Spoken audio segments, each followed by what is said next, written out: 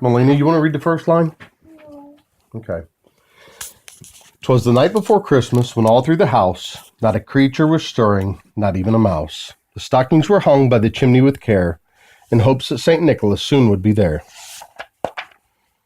The children were nestled all snug in their beds, while visions of sugar plums danced in their heads, and Mama in her kerchief and me in my cap had just settled down for a long winter's nap. Where are you going, Kayla?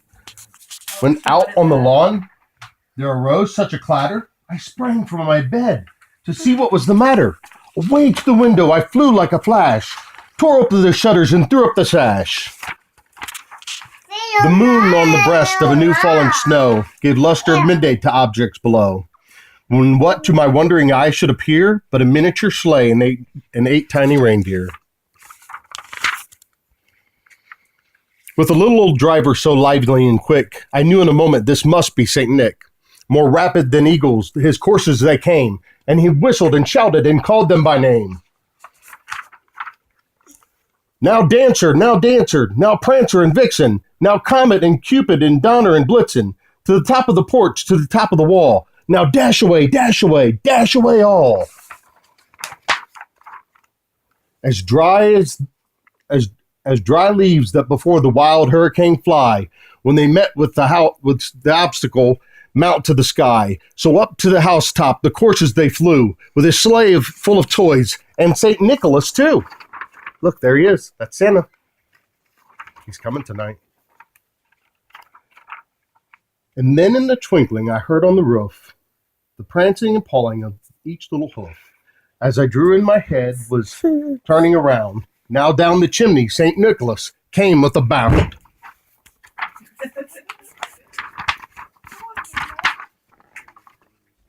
He was dressed all in fur from his head to his foot, and his clothes were all tarnished with ashes and soot.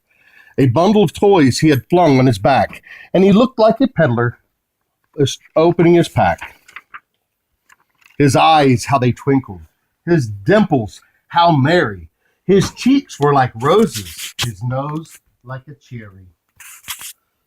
His droll little mouth was drawn all up in a bow, and the beard of his chin was as white as the snow.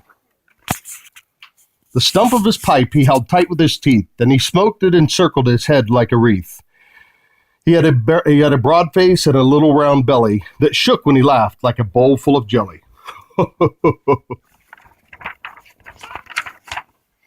He was chubby and plump, a right jolly old elf, and I laughed when I saw him in spite of myself.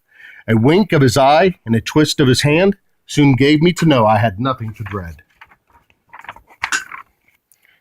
He spoke not a word, but went straight to his work, and filled all the stockings, then turned with a jerk, and laying his finger aside of his nose, and giving a nod up the chimney he rose.